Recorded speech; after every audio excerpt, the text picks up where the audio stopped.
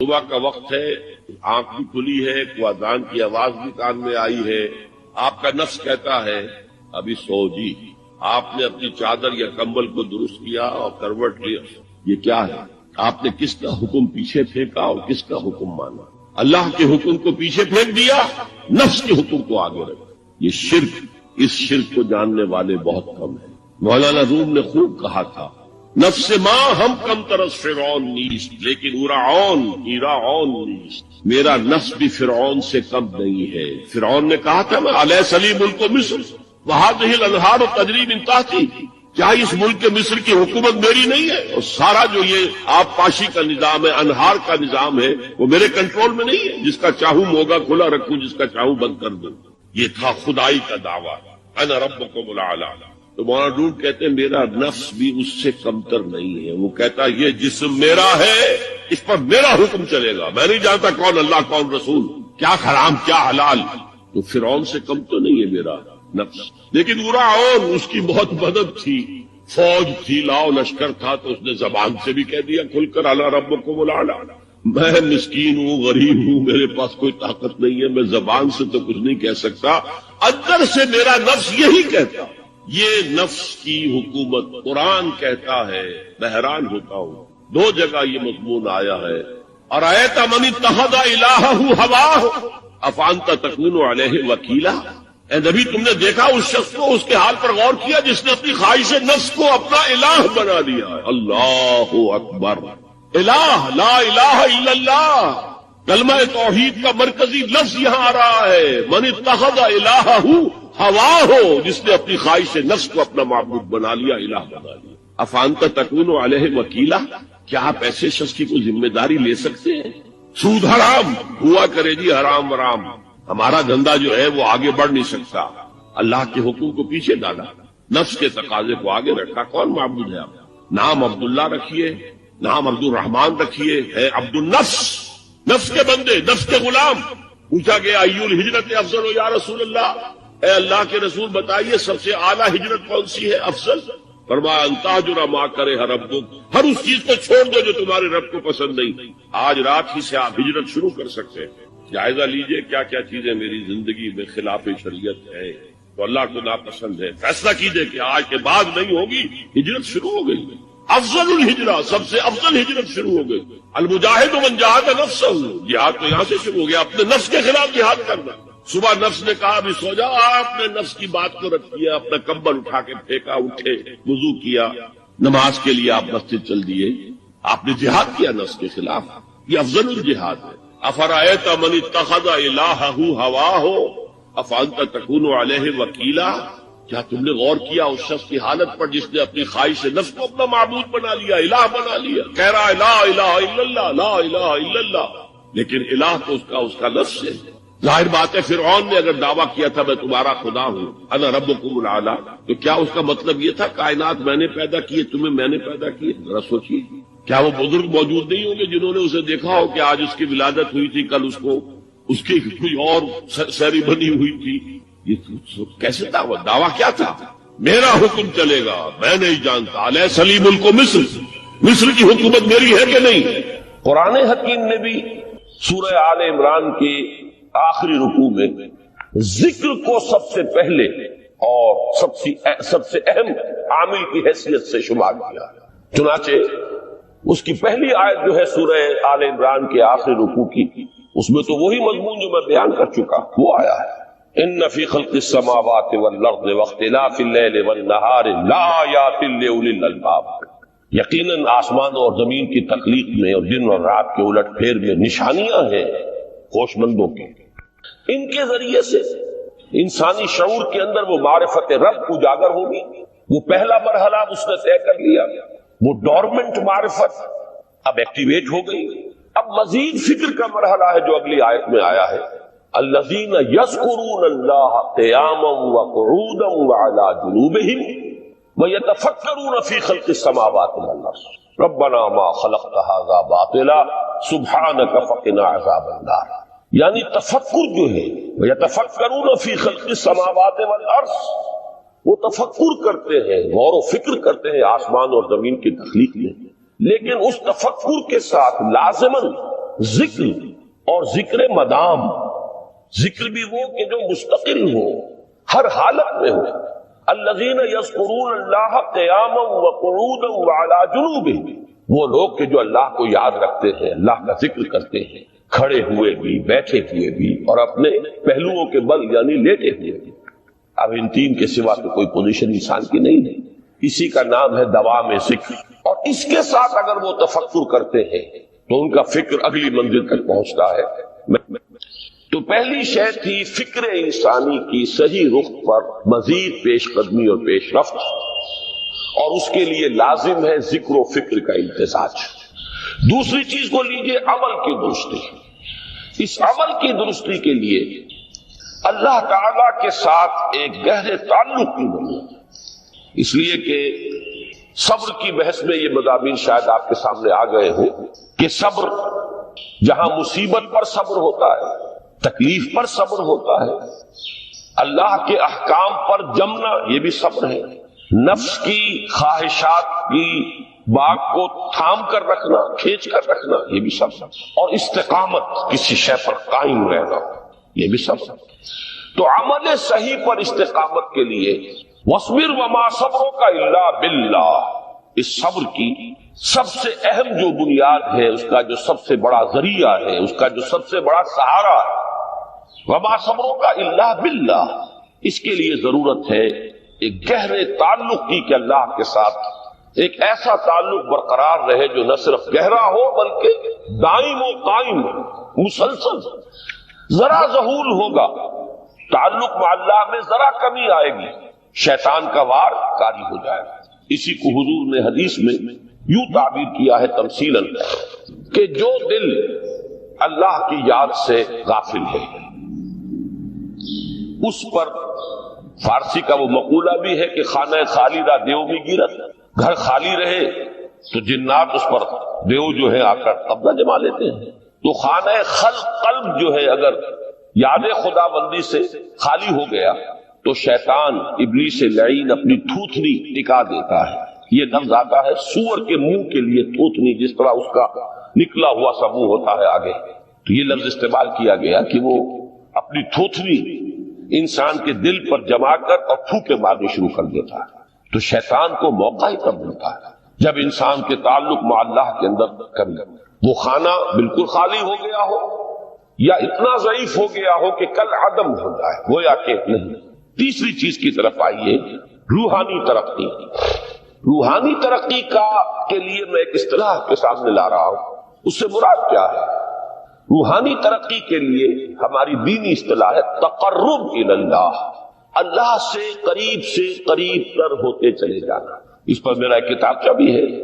تقرب الی اللہ کے دو مدارج، دو درجے، جو در حقیقت ایک حدیث نبوی علیہ الصلوۃ والسلام ہی پر مبنی ہے کہ حضور نے ایک درجہ قرار دیا ہے تقرب بالفرائض، فرائض کے ذریعے سے انسان اللہ کا قرب حاصل کرے. ایک ہے تقرب بالنوافل، نوافل کے ذریعے سے اللہ کا قرب حاصل کرے. ان میں کیا نسبت و تناسب ہے؟ اہمیت کے اعتبار سے کون بڑھ کر ہے، بلندی کے اعتبار سے کون بڑھ کر ہے، یہ تمام مسائل میں نے اپنی اس تقریر میں بیان کیے تھے جو اس کتاب سے شائع ہوئی ہے. اس وقت میں اس کی تفصیل میں نہیں جا رہا، صرف یہ تذکرہ اس لیے کر رہا ہوں کہ جن کو بھی خواہش ہو جائے وہ اس کا مطالعہ کرے. ہماری اس وقت کی گفتگو سے وہ کتاب کیا اس جگہ پر منسلک ہوگا. تو تقرب الی اللہ، یہ تقرب کوئی فزیکل فینومینن نہیں ہے، جسمانی یا مادی مسئلہ نہیں ہے. اللہ سے قرب یہ نہیں ہے کہ کوئی کروڑوں میل کا فاصلہ ہے، اب ہمیں کوئی رسی پر چڑھنا ہے اوپر بڑی محنت اور مشقت سے. فصل تو ہے ہی نہیں، فاصلہ ہے ہی نہیں، بعد ہے ہی نہیں. نحن اقرب الیہ من حبل الورید، ہم تو انسان سے اس کی شہرگ سے بھی زیادہ قریب ہیں. ہوا معکم اینما کنتم، وہ تو تمہارے ساتھ ہی ہوتا ہے جہاں کہیں بھی تم ہو. بس صرف یہ کہ تمہاری توجہ نہیں ہوتی، تم اور چیزوں میں مشغول و مصروف رہتے ہو، تم ہماری طرف دھیان ہی نہیں دیتے، تم ہماری طرف متوجہ ہی نہیں ہوتے. ہم تو مائل بے کرم ہے، کوئی سائل ہی نہیں، راہ دکھلائیں کسے رہنم منزل ہی نہیں. انسان جب متوجہ ہو جاتا ہے اور بڑھتا ہے، آگے پیش قدمی کرتا ہے روحانی اعتبار سے، تو یہ ہے در حقیقت تقرب الی اللہ، اور اسی کو ہم کہیں گے روحانی ترقی. اب ان تین چیزوں کو اگر آپ نے ذہن میں جما لیا، پھر میری بات کی ترتیب اس کو ذہن میں قائم کیجئے۔ ہم چلے کہاں سے کہ دین کے ساتھ اصل مناسبت فلسفے کی نہیں، حکمت کی۔ نمبر 2، حکمت قرآنی کا پہلا اور اہم ترین اور بنیادی مسئلہ معرفت رب کا حصول ہے۔ اس کا نتیجہ شکر خدا، اس کا ذریعہ آیات آفاقی، آیات انفسی، اور سب سے بڑھ کر آیات قرآنیہ جو الذکر ہے، جو تذکرہ ہے، جو ذکر ہے۔ لیکن اس پہلے مرحلے کو اگر کوئی انسان بفضل ہی تعالی، اللہ کے فضل و کرم سے طے کر لے، اب اس کے سامنے تین مسئلے، فکر کی مزید پیش رفت، مزید پیش قدمی صحیح رخ پر، اس کے لیے ذکر اور فکر دونوں کا امتزاج لازمی۔ فقہ قرآن اختلاط ذکر و فکر، الذین یذکرون اللہ قیاما وقعودا وعلی جنوبہم ویتفکرون فی خلق السماوات۔ دوسری شے عمل کا درست رہنا، نہ افراط و تفریط ہو، عدم توازن ہو، نہ انسان نفس سے مغلوب ہو جائے، نہ انسان جذبات کی رو میں اندھا ہو جائے، نہ انسان ماحول سے مرعوب ہو کر متاثر ہو، صحیح رخ پر اس کا عمل۔ نمبر 3، روحانی ترقی، جو اصل حاصل ہے، جو اصل مقصود ہے۔ نمبر 2 چیز کے لیے تعلق مع اللہ ضروری، نمبر 3 کے لیے تقرب اللہ۔ اب غور کیجئے، ان تینوں چیزوں کا بڑا گہرا تعلق ہے نماز کے ساتھ، ان تینوں کے لیے ستون کی حیثیت نماز ہے۔ لہذا ایمان کے بعد یا معرفت رب کے بعد حکمت دین کا اہم ترین مسئلہ نماز، صلاۃ، اس لیے کہ ایک طرف یہ انسان کو اللہ کے ساتھ ایک گہرے تعلق کا ذریعہ فراہم کرتی، اپنے تمام مصروفیات میں سے، ان مشغولیتوں میں جن میں گم ہونے کا خدشہ ہوتا، نکلو۔ 24 گھنٹے کے معمولات میں سے کم 5 مرتبہ تو لازماً نکلو، اور اپنے آپ کو ذرا، اپنے حواس کو بھی، اپنی باطنی کیفیات کو بھی ذرا تازہ کرو۔ اگر کوئی گندگی، نجاست، کسی طرح کی ناپاکی کا کوئی معاملہ ہے، طہارت حاصل کرو۔ طہارت سے تمہارے اندر روح کو بھی بالیدگی ہوگی، تمہارے حواس بھی تازہ ہوں گے، تم گویا کہ بحیثیت کل تمہاری ہستی چاق و چوبند ہو جائے گا۔ وہ کسل، وہ سستیاں، وہ جو ایک کثافتیں ہوتی ہیں، ان سب سے نجات حاصل کرو، اور اب اپنے رب کے حضور میں کھڑے ہو جاؤ، اس کے ساتھ اپنا عہد بھی تازہ کرو، اس کی اہم صفات کو بھی اپنے ذہن میں پھر مستحضر کرو۔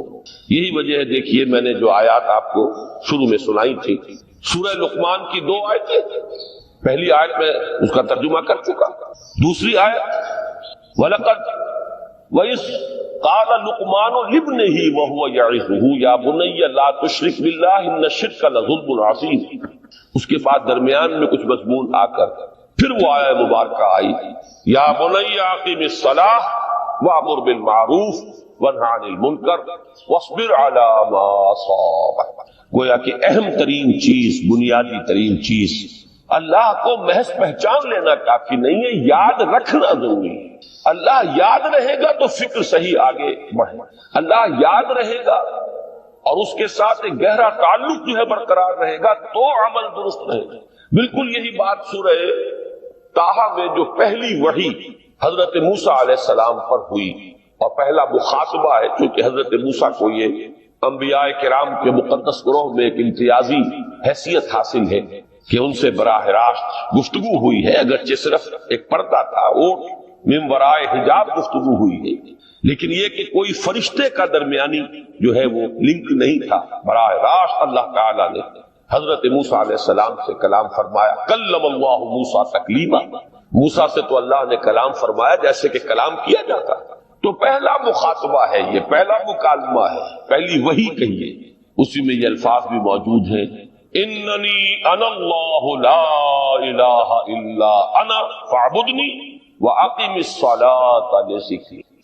یہ گویا کہ حکمت قرآنی کا ایک بہت بڑا خزانہ ہے یہ آیت مبارکہ، کہ خود حضرت موسیٰ علیہ السلام کو جو ہدایت دی جا رہی ہے، میں ہوں، میں اللہ، اننی انا اللہ لا الہ الا انا، میرے سوا کوئی معبود نہیں، فاعبدنی، بس میری بندگی، میری عبادت، میری پرستش، میری محبت اس کو اختیار کرو. وَأَقِمِ الصَّلَاةَ لِذِكْرِي، اور نماز کو قائم رکھو میری یاد کے. بلکہ اسی سلسلہ کلام میں آگے چل کر سورہ طٰہٰ میں آتا ہے، کافی گفت و شنید کے بعد جب حضرت موسیٰ نے کچھ معذرت بھی کی، کچھ دعائیں بھی کی، اللہ نے ایک دعا قبول بھی کی کہ ان کے بھائی کو بھی شریک کر دیا، حضرت ہارون کو بھی. اس کے بعد پھر جب فرمایا کہ اب جاؤ فرعون کی طرف، تو اس میں فرمایا وَلَا تَنِيَا فِي ذِكْرِي، اور دیکھنا یہ جو عظیم مشن تمہارے کندھے پر آ گیا ہے، بڑا بھاری اور کٹھن ایک فرض ہے جو تم پر عائد ہو گیا ہے، اس کے لیے سب سے بڑی تمہارے پاس جو قوت کا ذریعہ ہے وہ نماز ہے. فَلَا تَنِيَا عَن ذِكْرِي، میری یاد میں کبھی غفلت نہ کرنا، اس میں کبھی کوئی کمی نہ آنے دینا. جیسا کہ میں نے عرض کیا تھا کہ جیسے ہی وہ تعلق جو ہے کمزور پڑتا ہے یا منقطع ہو جائے معاذ اللہ، تو پھر انسان گویا کہ شیطان کے لیے ایک لقمہ تر بن جاتا ہے. اب آپ غور کیجئے، تیسری شے تقرب اللہ، اس کے حوالے سے بھی جو فرائض اور نوافل کی بات ہے اس کو اس وقت ذہن سے نکال کر یہ سمجھیے کہ اس میں نماز کا کیا مقام ہے. اس لیے کہ نماز فرض بھی ہے، نماز نفل بھی ہے، وہ تو ان دونوں میں شریک ہو جائے گا. اب اس کو لفظ صلاۃ کے حوالے سے آپ ان دونوں چیزوں کو سمجھیں. صاد لام واو یا یہ چونکہ حروف علت ایک دوسرے سے بدلتے رہتے ہیں، یہ جو مادہ ہے اس کی جو خالص لغوی اصل ہے، جو خالص عربی زبان میں اس کا بنیادی مفہوم ہے، وہ آگ جلانا یا آگ تاپنا یا آگ سینکنا، حرارت حاصل. لہذا بار بار آتا ہے جہنم کے ذکر میں اسلوہا، اب جلو اس میں، تاپو اس کو، یہ سینکے گی تمہیں. بلکہ تفتلون کا لفظ آیا ہے حضرت موسیٰ کے کلام میں، جب وہ گئے تھے کوہ طور پر، جب پہنچ گئے تو تھے آگ کی تلاش میں، لعلکم تفتلون. تو اپنے اہل خانہ سے یہی کہا تھا کہ مجھے کہیں وہ روشنی نظر آ رہی ہے، غالباً کوئی وہاں سے آگ مل سکے گی، ورنہ یہ کہ کوئی رہنمائی کو رستہ مجھے مل سکے گا، میں وہ آگ لے آؤں گا، کوئی چنگاری وہاں سے لے آؤں، لعلکم تفتلون، تاکہ تم. اب یہ اصطلاح در حقیقت باب افتعال ہے، اور یہ تے یہاں پر توئے کی شکل اختیار کر گئی، تا نے توبل کی صورت اختیار کی سواد کی وجہ سے. بہرحال اس کا سب سے بنیادی مفہوم جو ہے وہ ہے تاپنا، سکائی حاصل کرنا، حرارت. اس کے حوالے سے سمجھ لیجئے کہ سب سے بنیادی تعلق اس کا جو ہے وہ روح کے ساتھ ہے. روح میں محبت خداوندی کی آگ اگر ٹھنڈی پڑ گئی ہو، اگر محبت خداوندی کی حرارت میں کمی ہو گئی تو اس کو اثر نو، جس کو کہ میں آج سوچ رہا تھا تو ایک لفظ ذہن میں آیا کہ جیسے بیٹری اس کو ریچارج کیا جاتا ہے، اسی طریقے سے روح کے اندر محبت خداوندی کی اس حرارت کو اثر نو تازہ کرنا، یہ ہے در حقیقت نماز کا اصل. اس لیے کہ اس لفظ کا بنیادی مفہوم، اصل لغوی مفہوم تو یہ، اگرچہ اس کا سب سے زیادہ کثرت سے جو استعمال ہوتا ہے، اور لفظ صلاۃ جس سے در حقیقت جس تصور پر مبنی ہے وہ ہے اقدام، کسی کی طرف متوجہ ہونا اور پھر دعا. صلاۃ کا سب سے قریبی مفہوم لفظی جب بیان کیا جائے گا، اس سے مراد، اس کے معنی، تو دعا اس میں اہم ترین. کسی کی طرف توجہ کرنا، مناجات کرنا، گفتگو کرنا، مخاطبہ، مکالمہ، دعا، یہ در حقیقت صلاۃ کا سب سے بڑا اصطلاحی مفہوم ہے. لیکن جو اس کا مادہ ہے صاد لام واو یا صاد لام یا، اس کا اصل مفہوم جو ہے وہ تاپنا، حرارت حاصل کرنا. تو ان دونوں کے حوالے سے عرض کر رہا ہوں، وہ تاپنا اور حرارت حاصل کرنا وہ ہے روح کے اعتبار سے. وہ جو کہا اقبال نے کہ مجھے عشق کی آگ اندھیر ہے، مسلمان نہیں راہ کا ڈھیر. یہ عشق کی آگ جب بجھ جاتی ہے، در حقیقت یہی تو انسان کی روحانی موت ہے. جب یہ نہ رہے تو چاہے منطق میں بہت انسان ماہر ہو. مجھے اقبال کا ایک شعر یاد آیا تقابل کرتے ہوئے، ایک انسان محکوم اور ایک انسان حر، آزاد انسان، ان کی نفسیات میں جو بنیادی فرق علامہ اقبال نے مختلف مواقع پر بیان کیے ہیں. محکوم ہے بیگانہ اخلاص و مروت، ہر چند کے منطق کی دلیلوں میں ہے چالاک. تو منطق کی دلیلوں میں انسان چالاک ہو جائے اور وہ لغت ہائے حجازی کا وہ ایک خزانہ بن جائے، اسے تمام الفاظ کے معنی یاد ہو، وہ بڑے مسائل فقہ کے اسے ازبر ہو، جزیات بے انتہا جزیات جو ہے وہ مستحضر ہوں، فلسفے کے بڑے بڑے مسئلے اس نے حل کر لیے ہوں، لیکن اگر روح میں وہ اللہ کی محبت کی آگ نہیں ہے، وہ تپش نہیں، بجھی عشق کی آگ اندھیر ہے مسلمان نہیں راک کا ہے۔ اسی کے حوالے سے آج مجھے یاد آیا تھا کہ وہ جو بڑی سادہ سی ایک نظم ہے، اللہ تعالیٰ سے دعا یا رب دل مسلم کو وہ زندہ تمنا دے، اس میں بھی جو الفاظ آئے ہیں جو روح کو گرما دے اور قلب کو تڑپا، یہ ہے اصل جو مقصود ہے نماز کی۔ اور یہی وہ چیز ہے جیسا کہ میں نے عرض کیا تھا کہ نگاہوں سے اوجھل، یہ پہلو سامنے ہے ہی نہیں، دوسرا پہلو سامنے ہے اور وہ بھی میرے نزدیک بہت اہم ہے، بہت بنیادی ہے، اس میں کوئی شک نہیں، لیکن یہ ہے بلند ترین منزل کہ تقرب الی اللہ، اس کے لیے در حقیقت یہ کس لیے درکار ہے؟ روح کے اندر عشق کی حرارت اور گرمی تازہ ہوتا ہے۔ بسا اوقات یہ اندر دب جاتی ہے، جیسے انگارہ ہوتا ہے آگ کا، اس کے اوپر خاک اور راکھ آ جاتی ہے، اندر کچھ ہوتی ہے، آگ دبی ہوئی سمجھ، آگ بجھی ہوئی نہ جان، اس دبی ہوئی آگ کو پھر ایک شعلہ بنانا، پھر اس کے اندر ایک حیات تازہ پیدا کرنا، یہ ہے نماز کا اہم ترین اور بلند ترین مقصد۔ لیکن اس کے ساتھ ہی اس نماز میں ذکر ہونا، اس کا یہ ذکر ہے، اور ذکر کی جب میں فہرست بیان کیا کرتا ہوں بہت سے حضرات کے سامنے ہوگا کہ ذکر کا در حقیقت مفہوم ہے استحضار اللہ فی القلب۔ ہمارے ہاں غلطی سے جو ذرائع ذکر ہے انہیں ذکر قرار دے دیا گیا ہے۔ نماز ذکر نہیں ہے، نماز ذکر کا ذریعہ ہے۔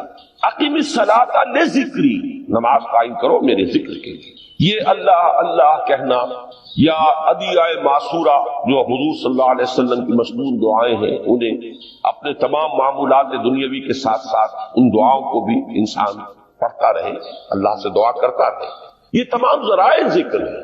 سبحان اللہ الحمدللہ الحمدللہ، اس کا آپ ورد کیجئے، یہ بھی ذریعہ ذکر۔ حقیقت میں ذکر ہے استحضار اللہ فی القلب، اللہ کو دل میں لے آنا، اللہ کو دل میں حاضر کر لینا، اصل میں تو ترجمہ ہوگا، لیکن حاضر جاننا، یہ کیفیت جو ہے انسان کو حاصل ہوگا۔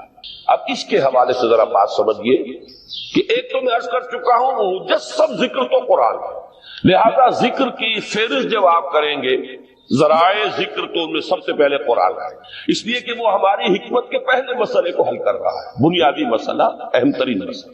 دوسرے نمبر پر ذکر جو ہے، اب اس کے لیے کچھ اصطلاحات جو میرے مختلف دروس میں شاید آپ کے سامنے بعد میں آئیں یا پہلی آ چکی ہوں، ان کے حوالے سے میری بات سمجھ۔ ایک ذکر غیابی ہے، تھرڈ پرسن میں، صیغہ غائب میں اللہ کی یاد کرنا، اللہ اکبر اللہ اکبر اللہ اکبر۔ ابھی اللہ اکبر جو ہے یہ جملہ اسمیہ خبریہ ہے، ایک حقیقت کی تکرار آپ کر رہے ہیں، اللہ سب سے بڑا ہے، اللہ سب سے بڑا ہے، سبحان اللہ سبحان اللہ سبحان اللہ۔ یہ در حقیقت ذکر غیابی ہے کہ آپ اس میں مخاطب نہیں ہے اللہ سے، ایک ذکر خطابی کہیں یا ذکر حضوری کہیں، جس میں مکالمہ ہوتا ہے، جس میں گفتگو ہوتی ہے۔ تو نماز در حقیقت ذکر حضوری اور ذکر خطابی کی بلند ترین شکل، اس لیے میں نے عرض کیا تھا کہ نماز کے لفظ یا صلاۃ کے لفظ یہ اصطلاحی معنی جو اکثر و بیشتر کیے جاتے ہیں وہ ہے دعا، اور دعا میں ہوتا کیا ہے؟ مکالمہ ہے، مخاطب، اے اللہ، اے میرے رب، اے پروردگار۔ پھر یہ کہ اس میں اقدام اور کسی کی طرف متوجہ ہونا، یہی وجہ ہے کہ افتتاح صلاۃ، نماز کو شروع کرنے کے لیے ایک تو وہ الفاظ جو قرآن مجید میں آئے ہیں، انی وجہت وجہی للذی فطر السماوات والارض حنیفا وما انا من المشرکین، یہ ہے توجہ کا ارتکاز، بشرطے کہ یہ صرف الفاظ ہی نہ نکل رہے ہوں، واقعتاً یہ تعبیر ہو اس وقت کی انسان کی نفسیاتی کیفیت کہ شعوری طور پر وہ فیصلہ کرتا ہے کہ اب میں منقطع ہو رہا ہوں، ہر چہار طرف سے اپنی توجہ کو ہٹا کر، ہر مسئلے سے اپنے آپ کو خالی ذہن کر کے، یعنی ظاہری اور باطنی دونوں اعتبار سے میں اپنی توجہ کا ارتکاز کر رہا ہوں اس ذات کی طرف جس نے آسمانوں اور زمین کو پیدا کیا، اور بالکل یکسو ہو کر رہا ہوں۔ انی وجہت وجہی للذی فطر السماوات والارض حنیفا وما انا من المشرکین۔ اور دوسری وہ جو دعا جس سے ہم افتتاح کرتے ہیں اپنی نماز کا، دیکھیں اس میں خطاب کا کس قدر اہتمام، وہاں سبحان اللہ نہیں ہے، سبحانک اللہم، پاک ہے تو اے رب ہمارے، وبحمدک وتبارک اسمک وتعالی جدک۔ آپ غور کر رہے ہیں، یہ ہے تخاطب، براہ راست مخاطب ہونا۔ تو سب سے پہلی بات تو یہ ہوئی کہ ذکر کی ایک شکل ہے ذکر غیابی، دوسری ذکر حضوری، اور ذکر حضوری یا ذکر خطابی کی بلند ترین منزل، بلند ترین اس کا ذریعہ نماز۔ اس کو ایک پہلو سے اور سمجھ لیجیے، سورہ فاتحہ جب پھر ہم پڑھتے ہیں جسے الصلاۃ کہا گیا ہے، جو لب لباب ہے، خلاصہ ہے، اس میں پھر تدریجاً غیاب سے حضور کی طرف پیش قدمی ہوتی ہے۔ الحمدللہ رب العالمین الرحمن الرحیم مالک یوم الدین، یہ ذکر غیابی ہے، اس میں ابھی خطاب نہیں آیا۔ یہ وہی جملہ اسمیہ ہے، کل تعریف اس اللہ کے لیے ہے جو تمام جہانوں کا پروردگار ہے، مالک ہے، جو رحمان ہے، رحیم ہے، جزا و سزا کے دن کا مختار و مالک ہے۔ اب یہ غیاب سے حضور کی طرف، ایاک نعبد و ایاک نستعین اہدنا الصراط المستقیم، یہ ہے وہ۔ اب پہلے ایک معاہدہ ہے، ایک اقرار ہے، اعتراف ہے، وعدہ ہے، اور پھر دعا ہے، استدعاء ہے کہ حضور نے فرمایا، یقول اللہ تعالی، اللہ یہ فرماتا ہے، اسی لیے اس کو حدیث قدسی کہیں گے، قسمت الصلاۃ بینی و بین عبدی نصفین، میں نے نماز کو اپنے اور اپنے بندے کے مابین آدھا آدھا تقسیم کر دیا۔ اب یہاں تک تو جملہ ہے اللہ کا، یہ ہے حدیث قدسی۔ اب آگے جو ہے نریشن اس کی جو ہے حضور صلی اللہ علیہ وسلم کی جانب سے ہے، یعنی خبر دے رہے ہیں اللہ کی طرف سے ہی۔ ویسے تو تمام احادیث ہی گویا کہ ہم سمجھتے ہیں انسپائرڈ تو اللہ کی طرف سے ہی، لیکن یہ کہ جہاں صراحت ہو کہ اللہ کہتا ہے وہ حدیث قدسی۔ تو یقول اللہ تعالی قسمت الصلاۃ بینی و بین عبدی نصفین، یہاں تک تو حدیث قدسی۔ اب دوسری عام حدیث ہے، اذا قال العبد الحمد للہ رب العالمین یقول اللہ تعالی حمدنی عبدی، جب بندہ کہتا ہے الحمد للہ رب العالمین، پروردگار کہتا ہے میرے بندے نے میری حمد کی۔ جب بندہ کہتا ہے الرحمن الرحیم، پروردگار فرماتا ہے ثنا علی عبدی، میرے بندے نے میری ثنا کی، بڑی تعریف کی۔ جب بندہ کہتا ہے مالک یوم الدین، اللہ فرماتا ہے مجدنی عبدی، میرے بندے نے میری بڑی بزرگی بیان کی ہے، تمجید کی ہے۔ پھر جب بندہ کہتا ہے ایاک نعبد و ایاک نستعین، اللہ فرماتا ہے ھذا ما بینی و بین عبدی ولعبدی ما سأل، یہ ہے میرے اور میرے بندے کے درمیان۔ یہ تو معاہدہ ہے نا، معاہدے میں تو دو فریق جکڑے جاتے ہیں، بند جاتے ہیں، یہ میرے اور میرے بندے کے درمیان ہے، اور میرے بندے نے جو طلب کیا میں نے دیا، اس لیے کہ اس میں طلب بھی تو ہے، ایاک نستعین، تیری مدد چاہتے ہیں، یہ طلب ہے۔ اسی کی شرح ہے جو اب آخری تین آیتیں ہیں، پروردگار ہم تیری مدد چاہتے ہیں، پروردگار ہم تیری ہی بندگی کرتے ہیں اور کریں گے، اور تیری ہی مدد چاہتے ہیں، چاہیں گے۔ اگر حال میں اس کا ترجمہ کریں گے زمانہ حال کے اعتبار سے، اس لیے کہ فعل مضارع میں تو دونوں موجود ہیں، شامل ہیں، تو یہ ایک اعتراف ہے، اظہار حال ہے۔ اللہ کرے کہ وہ واقعتاً صحیح اظہار حال ہو، ہم واقعی اللہ کی بندگی کرتے ہوئے یہ کہیں کہ ایاک نعبد، ورنہ اگر ہماری اصل صورتحال سے وہ مطابقت نہ رکھتا ہو تو پھر تو ایک طرح کا جھوٹ ہو جائے گا، غلط بیانی ہو جائے گا۔ ایاک نعبد، تیری ہی بندگی کرتے ہیں، اور مستقبل میں کیجئے، کریں گے، یہ ہے عہد۔ تیری ہی مدد چاہتے ہیں، تجھی سے مدد طلب کرتے، تجھی سے مدد چاہتے رہیں گے، اس کے لیے فرمایا وَلِعَبْدِ مَا سَأَلَ، اور پھر اس کے بعد وہ استدعاء ہے، اهْدِنَا الصِّرَاطَ الْمُسْتَقِيمَ صِرَاطَ الَّذِينَ أَنْعَمْتَ عَلَيْهِمْ غَيْرِ الْمَغْضُوبِ عَلَيْهِمْ وَلَا الضَّالِّينَ۔ اس حدیث میں اس کو ایک ہی جملے کو لیا گیا ہے، ایک ہی جملے کی حیثیت سے۔ جب بندہ یہ کہتا ہے تو اللہ فرماتا ہے ھذا لعبدی ولعبدی ما سأل، یہ خالص میرے بندے کے لیے ہے۔ اس بندے نے ایک درخواست پیش کی ہے، اب میں نے گرانٹ کی وہ اپلیکیشن، وہ ریکویسٹ گرانٹڈ ہم نے دے دی، ولعبدی ما سأل۔ یہ ہے اس کی تاثیر کا آلہ، بشرطے کے معاملہ وہ شعور کے ساتھ، بشرطے کے مطابقت ہو ظاہر اور باطن کی، بشرطے کے مطابقت ہو قول اور فعل کی۔ تو اس کا اتنا اونچا مقام ہے کہ ایک ایک جملہ ادھر ادا ہوا، ادھر اللہ کی طرف سے ریسپانس مل رہی ہے۔ افلاک سے آتا ہے نالوں کا جواب آخر، اٹھتے ہیں حجاب آخر، کرتے ہیں خطاب آخر، شجرۃ طیبۃ اصلھا ثابت وفرعھا فی السماء۔ تو فکر انسانی کے لیے وہ اصل ثابت جمی ہوئی جڑ جو ہے وہ تو ہے معرفت رب، لیکن اب یہ فکر ترقی کرے گی، یہ نشو و نما پائے گی، یہ آگے بڑھے گی، اس کی شاخیں یہ آسمانوں سے بات کریں گی، آسمانوں کی بلندیوں کو چھوئیں گی۔ تو سب سے پہلا مسئلہ ہے فکر صحیح کی مزید پیش رفت، پیش قدمی۔ دوسرا مسئلہ انسان کا بہت بنیادی، عمل کی درستی، صحیح عمل۔ انسان اپنے نفس امارہ سے مغلوب ہو کر یا جذبات کی رو میں بہہ کر یا ماحول کے اثرات سے مرعوب ہو کر وہ کسی غلط رخ پر نہ پڑ جائے، تو اس کے عمل کو درست رکھنے کے لیے کوئی اسے سہارا درکار ہے۔ اور تیسری ضرورت اس کی، یہ میرے نزدیک اس دور میں سب سے زیادہ نگاہوں سے اوجھل ہو چکی ہے، یہاں تک کہ ہمارے بہت سے دینی حلقے بھی، خاص طور پر جو ریلیجس ایکٹیوسٹ شمار ہوتے ہیں، جو دین کی احیائی جد و جہد میں مصروف نظر آتے ہیں، تجدید دین، احیاء دین، غلبہ دین، اقامت دین، ان کی بھی ایک بہت بڑی محرومی ہے کہ وہ ایک تیسرے گوشے کو تقریباً نظر انداز کر رہے ہیں، اور وہ ہے روحانی ترقی۔ اس لیے کہ انسان کی اصل عظمت کی بنیاد تو وہ روح ہے جو اس میں پھونکی گئی، وَنَفَخْتُ فِيهِ مِن رُوحِي، جس کا تعلق ذات باری تعالیٰ کے ساتھ ہے۔ کم سے کم یہ تو ہر شخص مانے گا، کوئی بڑے سے بڑا ریشنلسٹ اور روحانیت کا منکر شخص وہ بھی یہ تو ماننے پر مجبور ہے کہ اللہ تعالیٰ نے اس کی جو نسبت اپنی طرف فرمائی ہے روحی، اس میں در حقیقت انسانی روح کی عظمت اور اس کی شرافت، اس کی بلندی اور اس کی بزرگی کی طرف اشارہ ہے۔ بہرحال اس کی ترقی، فکر صحیح کی ترقی۔ نمبر 2، عمل کی درستی، اس میں افراط و تفریط نہ ہو، اس میں انسان نفس امارہ سے مغلوب ہو کر یا جذبات کی رو میں بہہ کر یا ماحول کے اثرات سے متاثر ہو کر کوئی غلط اور غیر متوازن راستہ اختیار نہ کر لے۔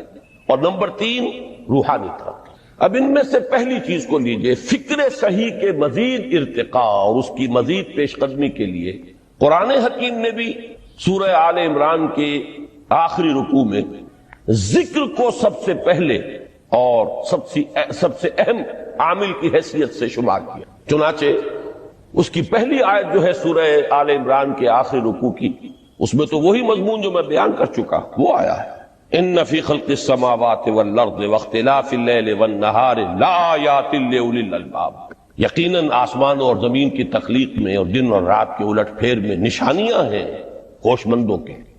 ان کے ذریعے سے انسانی شعور کے اندر وہ معرفت رب اجاگر ہوگی۔ وہ پہلا مرحلہ اس نے طے کر لیا، وہ ڈورمنٹ معرفت اب ایکٹیویٹ ہو گئی۔ اب مزید فکر کا مرحلہ ہے جو اگلی آیت میں آیا ہے، الذین یذکرون اللہ قیاما وقعودا وعلی جنوبہم ویتفکرون فی خلق السماوات والارض ربنا ما خلقت ھذا باطلا سبحانک فقنا عذاب النار۔ یعنی تفکر جو ہے، ویتفکرون فی خلق السماوات والارض، وہ تفکر کرتے ہیں، غور و فکر کرتے ہیں آسمان اور زمین کی تخلیق میں، لیکن اس تفکر کے ساتھ لازماً ذکر اور ذکر مدام، ذکر بھی وہ کہ جو مستقل ہو، ہر حالت میں ہو۔ الذین یذکرون اللہ قیاما وقعودا وعلی جنوبہم، وہ لوگ کہ جو اللہ کو یاد رکھتے ہیں، اللہ کا ذکر کرتے ہیں، کھڑے ہوئے بھی، بیٹھے ہوئے بھی، اور اپنے پہلوؤں کے بل یعنی لیٹے ہوئے بھی۔ اب ان تین کے سوا تو کوئی پوزیشن انسان کی نہیں ہے، اسی کا نام ہے دوام ذکر۔ اور اس کے ساتھ اگر وہ تفکر کرتے ہیں تو ان کا فکر اگلی منزل تک پہنچتا ہے۔ میں اس پر زیادہ بحث اس وقت نہیں کروں گا، اس وقت میں نے چونکہ وہ 3 باتیں بیان کی تھی، میں درجہ بدرجہ چاہتا ہوں کہ آگے بڑھوں اور ایک حد سے زیادہ کسی بھی مسئلے میں تجاوز نہ کروں۔ یہ جو بات سورہ آل عمران کی آخری رکوع کی اس دوسری آیت میں آئی ہے، اسی کو مولانا روم نے بیان کیا ہے بہت ہی سادہ لیکن بڑے پرمغز شعر میں، این قدر گفتیم باقی فکر کن، فکر اگر جامد بوت رو ذکر کن۔ اس قدر تو ہم نے تمہیں بتا دیا، سمجھا دیا، یہ بات تو آ گئی تمہارے عقل میں، اب جاؤ خود غور کرو، مزید آگے پیش قدمی کرو۔ این قدر گفتیم باقی فکر کن، فکر اگر جامد بوت رو ذکر کن۔ فکر میں جمود آ جائے، فکر سست پڑ جائے تو جاؤ پھر ذکر کرو۔ تو یہ ذکر اور فکر گویا کہ گاڑی کے دو پہیے ہیں کہ جن سے فکر انسانی صحیح رخ پر آگے بڑھے گا. اگر یہ ذکر ساتھ نہیں رہے گا تو فکر انسانی کج ہو جائے گا. تاثریا می رود دیوار کج. پھر وہ فکر جو ہے وہ بلندی کو کتنے ہی پہنچ جائے لیکن وہ ٹیڑھی بلندی ہوگی، وہ صراط مستقیم پر پیش قدمی کرنے والا فکر نہیں ہوگا. اسی کو علامہ اقبال نے اپنے دو اشعار میں، کیونکہ انہوں نے مولانا روم کو اپنا پیر بھی تسلیم کیا ہے، مرشد رومی، تو یہ فکر جو ہے، یہ خیال جو مولانا روم نے پیش کیا، اسی کو علامہ اقبال نے دو اشعار میں میں سمجھتا ہوں کہ مزید شکوہ کے ساتھ، مزید خوبصورت اور حسین انداز میں پیش کیا ہے. جز بقرآن زیغمی روباہی است، فقر قرآن اصل شاہنشاہی است. قرآن کے بغیر اگر کوئی شعر بھی ہو تو وہ بھی اصل میں لومڑی ہے، اس کی کوئی حقیقت نہیں ہے، اس لیے کہ اصل شاہنشاہی جو ہے وہ تو فقر قرآن ہے. اب فقر قرآن کیا ہے؟ فقر قرآن اگر آپ لکھا ہوا دیکھیں گے اس کو تو اس کے آگے یہاں اب سوالیہ نشان آ جائے گا. فقر قرآن یعنی سوچو فقر قرآن کیا ہے، اور جواب ہے اختلاط ذکر و فکر. فقر قرآن امتزاج سے وجود میں آتا ہے کہ اس میں ذکر بھی ہو فکر بھی ہو. اور فکر را کامل نہ دیدم جز بے ذکر، میں نے فکر کو کبھی بھی اپنی منزل مقصود تک پہنچتا ہوا نہیں پایا جب تک کہ اس کے ساتھ ذکر نہ ہو. تو پہلی شے تھی فکر انسانی کی صحیح رخ پر مزید پیش قدمی اور پیش رفت، اور اس کے لیے لازم ہے ذکر و فکر کا امتزاج. دوسری چیز کو لیجئے عمل کی درستی. اس عمل کی درستی کے لیے اللہ تعالی کے ساتھ ایک گہرے تعلق کی ضرورت ہے. اس لیے کہ صبر کی بحث میں یہ مضامین شاید آپ کے سامنے آ گئے ہوں کہ صبر جہاں مصیبت پر صبر ہوتا ہے، تکلیف پر صبر ہوتا ہے، اللہ کے احکام پر جمنا یہ بھی صبر ہے، نفس کی خواہشات کی باغ کو تھام کر رکھنا، کھینچ کر رکھنا یہ بھی صبر ہے، اور استقامت کسی شے پر قائم رہنا یہ بھی صبر ہے. تو عمل صحیح پر استقامت کے لیے وَاصْبِرْ وَمَا صَبْرُكَ إِلَّا بِاللَّهِ، اس صبر کی سب سے اہم جو بنیاد ہے، اس کا جو سب سے بڑا ذریعہ ہے، اس کا جو سب سے بڑا سہارا ہے، وَمَا صَبْرُكَ إِلَّا بِاللَّهِ. اس کے لیے ضرورت ہے ایک گہرے تعلق کی کہ اللہ کے ساتھ ایک ایسا تعلق برقرار رہے جو نہ صرف گہرا ہو بلکہ دائم و قائم مسلسل. ذرا ذہول ہوگا تعلق مع اللہ میں، ذرا کمی آئے گی شیطان کا وار کاری ہو جائے گا. اسی کو حضور نے حدیث میں یوں تعبیر کیا ہے تمثیلاً کہ جو دل اللہ کی یاد سے غافل ہے اس پر، فارسی کا وہ مقولہ بھی ہے کہ خانہ خالی را دیو میں گیرت، گھر خالی رہے تو جنات اس پر دیو جو ہے آ کر قبضہ جما لیتے ہیں. تو خانہ قلب جو ہے اگر یاد خدا بندی سے خالی ہو گیا تو شیطان ابلیس لعین اپنی تھوتنی ٹکا دیتا ہے. یہ لفظ آتا ہے سور کے منہ کے لیے تھوتنی، جس طرح اس کا نکلا ہوا سا منہ ہوتا ہے آگے، تو یہ لفظ استعمال کیا گیا کہ وہ اپنی تھوتنی انسان کے دل پر جما کر اور پھوکے مارنی شروع کر دیتا ہے. تو شیطان کو موقع ہی تب ملتا ہے جب انسان کے تعلق مع اللہ کے اندر کمی ہو، وہ خانہ بالکل خالی ہو گیا ہو یا اتنا ضعیف ہو گیا ہو کہ کل عدم ہو جائے، گویا کہ نہیں. تیسری چیز کی طرف آئیے، روحانی ترقی. روحانی ترقی کے لیے میں ایک اصطلاح کے سامنے لا رہا ہوں. اس سے مراد کیا ہے؟ روحانی ترقی کے لیے ہماری دینی اصطلاح ہے تقرب الی اللہ، اللہ سے قریب تر ہوتے چلے جانا. اس پر میرا ایک کتابچہ بھی ہے، تقرب الی اللہ کے دو مدارج، دو درجے، جو در حقیقت ایک حدیث نبوی علیہ الصلوۃ والسلام ہی پر مبنی ہے کہ حضور نے ایک درجہ قرار دیا ہے تقرب بالفرائض، فرائض کے ذریعے سے انسان اللہ کا قرب حاصل کرے. ایک ہے تقرب بالنوافل، نوافل کے ذریعے سے اللہ کا قرب حاصل کرے. ان میں کیا نسبت و تناسب ہے؟ اہمیت کے اعتبار سے کون بڑھ کر ہے، بلندی کے اعتبار سے کون بڑھ کر ہے، یہ تمام مسائل میں نے اپنی اس تقریر میں بیان کیے تھے جو اس کتاب میں شائع ہوئی ہے. اس وقت میں اس کی تفصیل میں نہیں جا رہا، صرف یہ تذکرہ اس لیے کر رہا ہوں کہ جن کو بھی خواہش ہو جائے وہ اس کا مطالعہ کرے. ہماری اس وقت کی گفتگو سے وہ کتابچہ اس جگہ پر منسلک ہوگا. تو تقرب الی اللہ، یہ تقرب کوئی فزیکل فینومینن نہیں ہے، جسمانی یا مادی مسئلہ نہیں ہے. اللہ سے قرب یہ نہیں ہے کہ کوئی کروڑوں میل کا فاصلہ ہے، اب ہمیں کوئی رسی پر چڑھنا ہے اوپر بڑی محنت اور مشقت سے. فصل تو ہے ہی نہیں، فاصلہ ہے ہی نہیں، بعد ہے ہی نہیں. نحن اقرب الیہ من حبل الورید، ہم تو انسان سے اس کی شہرگ سے بھی زیادہ قریب. ہوا معکم اینما کنتم، وہ تو تمہارے ساتھ ہی ہوتا ہے جہاں کہیں بھی تم ہو، بس صرف یہ کہ تمہاری توجہ نہیں ہوتی، تم اور چیزوں میں مشغول و مصروف رہتے ہو، تم ہماری طرف دھیان ہی نہیں دیتے، تم ہماری طرف متوجہ ہی نہیں ہوتے. ہم تو مائل بے کرم ہے، کوئی سائل ہی نہیں، راہ دکھلائیں کسے رہنو منزل ہی نہیں. انسان جب متوجہ ہو جاتا ہے اور بڑھتا ہے، آگے پیش قدمی کرتا ہے روحانی اعتبار سے، تو یہ ہے در حقیقت تقرب اللہ، اور اسی کو ہم کہیں گے روحانی ترقی. اب ان تین چیزوں کو اگر آپ نے ذہن میں جما لیا، پھر میری بات کی ترتیب اس کو ذہن میں قائم کیجئے. ہم چلے کہاں سے؟ کہ دین کے ساتھ اصل مناسبت فلسفے کی نہیں، حکمت کی. نمبر 2، حکمت قرآنی کا پہلا اور اہم ترین اور بنیادی مسئلہ معرفت رب کا حصول ہے. اس کا نتیجہ شکر خدا بندی، اس کا ذریعہ آیات آفاقی، آیات انفسی، اور سب سے بڑھ کر آیات قرآنیہ جو الذکر ہے، جو تذکرہ ہے، جو ذکر ہے. لیکن اس پہلے مرحلے کو اگر کوئی انسان بفضل ہی تعالی، اللہ کے فضل و کرم سے طے کر لے، اب اس کے سامنے تین مسئلے. فکر کی مزید پیش رفت، مزید پیش قدمی صحیح رخ پر، اس کے لیے ذکر اور فکر دونوں کا امتزاج لازمی. فقر قرآن اختلاط ذکر و فکر. الذین یذکرون اللہ قیاما وقعودا وعلی جنوبہم ویتفکرون فی خلق السماوات. دوسری شے عمل کا درست رہنا، نہ افراط و تفریط ہو، عدم توازن ہو، نہ انسان نفس سے مغلوب ہو جائے، نہ انسان جذبات کی رو میں اندھا ہو جائے، نہ انسان ماحول سے مرعوب ہو کر متاثر ہو. صحیح رخ پر اس کا عمل. نمبر 3، روحانی ترقی، جو اصل حاصل ہے، جو اصل مقصود ہے. نمبر 2 چیز کے لیے تعلق مع اللہ ضروری، نمبر 3 کے لیے تقرب الی اللہ. اب غور کیجئے، ان تینوں چیزوں کا بڑا گہرا تعلق ہے نماز کے ساتھ. ان تینوں کے لیے ستون کی حیثیت نماز کو. لہذا ایمان کے بعد یا معرفت رب کے بعد حکمت دین کا اہم ترین مسئلہ نماز، صلاۃ. اس لیے کہ ایک طرف یہ انسان کو اللہ کے ساتھ ایک گہرے تعلق کا ذریعہ فراہم کرتا، اپنے تمام مصروفیات میں سے، ان مشغولیتوں میں جن میں گم ہونے کا خدشہ ہوتا ہے، نکلو. 24 گھنٹے کے معمولات میں سے کم 5 مرتبہ تو لازماً نکلو، اور اپنے آپ کو ذرا، اپنے حواس کو بھی، اپنی باطنی کیفیات کو بھی ذرا تازہ کرو.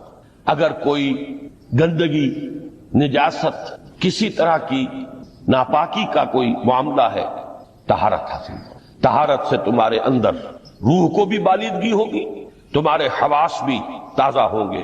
تم گویا کہ بحیثیت کل تمہاری ہستی چاق و چوبند ہو جائے. وہ کسل، وہ سستیاں، وہ جو ایک کثافتیں ہوتی ہیں، ان سب سے نجات حاصل کرو. اور اب اپنے رب کے حضور میں کھڑے ہو جاؤ، اس کے ساتھ اپنا عہد بھی تازہ کرو، اس کی اہم صفات کو بھی اپنے ذہن میں پھر مستحضر کرو.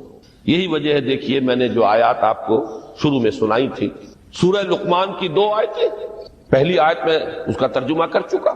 دوسری آیت وَلَقَدْ وَإِذْ قَالَ لُقْمَانُ لِابْنِهِ وَهُوَ يَعِظُهُ يَا بُنَيَّ لَا تُشْرِكْ بِاللَّهِ إِنَّ الشِّرْكَ لَظُلْمٌ عَظِيمٌ.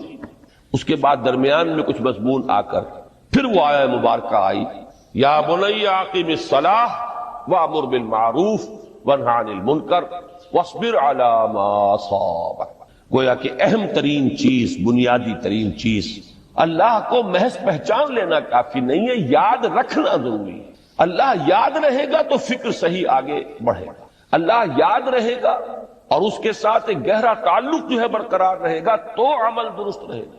بالکل یہی بات سورہ طٰہٰ میں جو پہلی وحی حضرت موسیٰ علیہ السلام پر ہوئی، اور پہلا مخاطبہ ہے، چونکہ حضرت موسیٰ کو یہ انبیاء کرام کے مقدس گروہ میں ایک امتیازی حیثیت حاصل ہے کہ ان سے براہ راست گفتگو ہوئی ہے، اگرچہ صرف ایک پردہ تھا، اوٹ من ورائے حجاب گفتگو ہوئی ہے، لیکن یہ کہ کوئی فرشتے کا درمیانی جو ہے وہ لنک نہیں تھا. براہ راست اللہ تعالیٰ نے حضرت موسیٰ علیہ السلام سے کلام فرمایا. کلم اللہ موسیٰ تکلیما.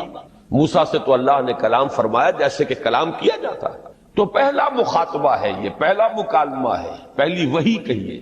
اسی میں یہ الفاظ بھی موجود ہیں اننی انا اللہ لا الہ الا انا فاعبدنی واقم الصلاۃ لذکری. یہ گویا کہ حکمت قرآنی کا ایک بہت بڑا خزانہ ہے یہ آیت مبارکہ، کہ خود حضرت موسیٰ علیہ السلام کو جو ہدایت دی جا رہی ہے، میں ہوں، میں اللہ، اننی انا اللہ لا الہ الا انا، میرے سوا کوئی معبود نہیں، فاعبدنی، بس میری بندگی، میری عبادت، میری پرستش، میری محبت، اس کو اختیار کرو. وَأَقِمِ الصَّلَاةَ لِذِكْرِي، اور نماز کو قائم رکھو میری یاد کے لیے. بلکہ اسی سلسلہ کلام میں آگے چل کر سورہ طٰہٰ میں آتا ہے، کافی گفت و شنید کے بعد جب حضرت موسیٰ نے کچھ معذرت بھی کی، کچھ دعائیں بھی کی، اللہ نے ایک دعا قبول بھی کی کہ ان کے بھائی کو بھی شریک کر دیا، حضرت ہارون کو بھی. اس کے بعد پھر جب فرمایا کہ اب جاؤ فرعون کی طرف، تو اس میں فرمایا وَلَا تَنِيَا فِي ذِكْرِي، اور دیکھنا یہ جو عظیم مشن تمہارے کندھے پر آ گیا ہے، بڑا بھاری اور کٹھن ایک فرض ہے جو تم پر عائد ہو گیا ہے، اس کے لیے سب سے بڑی تمہارے پاس جو قوت کا ذریعہ ہے وہ نماز ہے.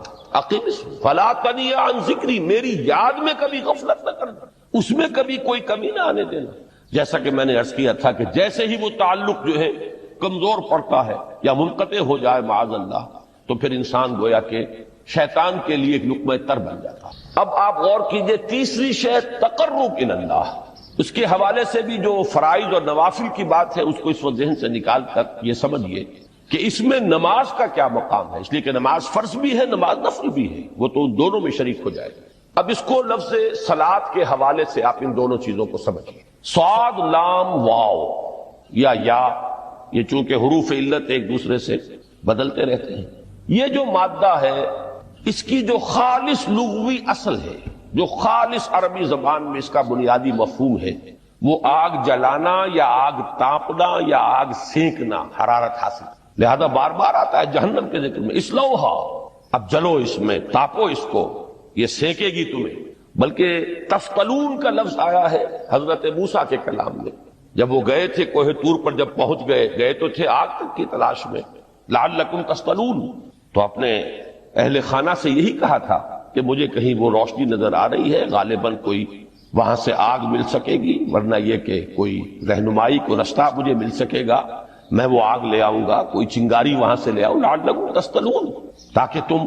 اب یہ اصطلاح در حقیقت باب افتعال ہے، اور یہ تے یہاں پر توئے کی شکل اختیار کر گئی، تا نے توبن کی صورت اختیار کی صاد کی وجہ سے. بہرحال اس کا سب سے بنیادی مفہوم جو ہے وہ ہے تاپنا، سکائی حاصل کرنا، حرارت. اس کے حوالے سے سمجھ لیجئے کہ سب سے بنیادی تعلق اس کا جو ہے وہ روح کے ساتھ. روح میں محبت خداوندی کی آگ اگر ٹھنڈی پڑ گئی ہو، اگر محبت خداوندی کی حرارت میں کمی ہو گئی تو اس کو اثر نو، جس کو کہ میں آج سوچ رہا تھا تو ایک لفظ ذہن میں آیا کہ جیسے بیٹری اس کو ریچارج کیا جاتا ہے، اسی طریقے سے روح کے اندر محبت خداوندی کی اس حرارت کو اثر نو تازہ کرنا، یہ ہے در حقیقت نماز کا اصل مفہوم. اس لیے کہ اس لفظ کا بنیادی مفہوم، اصل لغوی مفہوم تو یہ، اگرچہ اس کا سب سے زیادہ کثرت سے جو استعمال ہوتا ہے، اور لفظ صلاۃ جس سے در حقیقت جس تصور پر مبنی ہے وہ ہے اقدام، کسی کی طرف متوجہ ہونا، اور پھر دعا. صلاۃ کا سب سے قریبی مفہوم لفظی جب بیان کیا جائے گا، اس سے مراد، اس کے معنی، تو دعا اس میں اہم ترین ہے. کسی کی طرف توجہ کرنا، مناجات کرنا، گفتگو کرنا، مخاطبہ، مکالمہ، دعا، یہ در حقیقت صلاۃ کا سب سے بڑا اصطلاحی مفہوم ہے. لیکن جو اس کا مادہ ہے صاد لام واو یا صاد لام یا، اس کا اصل مفہوم جو ہے وہ تاپنا، حرارت حاصل کرنا. تو ان دونوں کے حوالے سے عرض کر رہا ہوں، وہ تاپنا اور حرارت حاصل کرنا وہ ہے روح کے اعتبار سے. وہ جو کہا اقبال نے کہ بجھی عشق کی آگ اندھیر ہے، مسلمان نہیں راہ کا ڈھیر. یہ عشق کی آگ جب بجھ جاتی ہے، در حقیقت یہی تو انسان کی روحانی موت ہے. جب یہ نہ رہے تو چاہے منطق میں بہت انسان ماہر ہو. مجھے اقبال کا ایک شعر یاد آیا ہے تقابل کرتے ہوئے، ایک انسان محکوم اور ایک انسان حر، آزاد انسان، ان کی نفسیات میں جو بنیادی فرق علامہ اقبال نے مختلف مواقع پر بیان کیے ہیں. محکوم ہے بیگانہ اخلاص و مروت، ہر چند کے منطق کی دلیلوں میں ہے چالاک، تو منطق کی دلیلوں میں انسان چالاک ہو جائے اور وہ لغت ہائے حجازی کا وہ ایک خزانہ بن جائے، اسے تمام الفاظ کے معنی یاد ہو، وہ بڑے مسائل فقہ کے اسے ازبر ہو، جزیات بے انتہا جزیات جو ہے وہ مستحضر ہو، فلسفے کے بڑے بڑے مسئلے اس نے حل کر لیے ہوں، لیکن اگر روح میں وہ اللہ کی محبت کی آگ نہیں ہے، وہ تپش نہیں، بجھی عشق کی آگ اندھیر ہے مسلمان نہیں راک کا ڈھیر۔ اسی کے حوالے سے آج مجھے یاد آیا تھا کہ وہ جو بڑی سادہ سی ایک نظم ہے، اللہ تعالیٰ سے دعا یا رب دل مسلم کو وہ زندہ تمنا دے، اس میں بھی جو الفاظ آئے ہیں جو روح کو گرما دے اور قلب کو تڑپا دے، یہ ہے اصل جو مقصود ہے نماز کا۔ اور یہی وہ چیز ہے جیسا کہ میں نے عرض کیا تھا کہ نگاہوں سے اوجھل، یہ پہلو سامنے ہے ہی نہیں، دوسرا پہلو سامنے ہے اور وہ بھی میرے نزدیک بہت اہم ہے، بہت بنیادی ہے، اس میں کوئی شک نہیں، لیکن یہ ہے بلند ترین منزل کہ تقرب الی اللہ، اس کے لیے در حقیقت یہ کس لیے درکار ہے؟ روح کے اندر عشق کی حرارت اور گرمی تازہ۔ بسا اوقات یہ اندر دب جاتی ہے، جیسے انگارہ ہوتا ہے آگ کا، اس کے اوپر خاک اور راکھ آ جاتی ہے، اندر کچھ ہوتی ہے، آگ دبی ہوئی سمجھ، آگ بجھی ہوئی نہ جان، اس دبی ہوئی آگ کو پھر ایک شعلہ بنانا، پھر اس کے اندر ایک حیات تازہ پیدا کرنا، یہ ہے نماز کا اہم ترین اور بلند ترین مقصد۔ لیکن اس کے ساتھ ہی اس نماز میں ذکر ہونا، اس کا یہ ذکر ہے، اور ذکر کی جب میں فہرست بیان کیا کرتا ہوں بہت سے حضرات کے سامنے ہوگا کہ ذکر کا در حقیقت مفہوم ہے استحضار اللہ فی القلب۔ ہمارے ہاں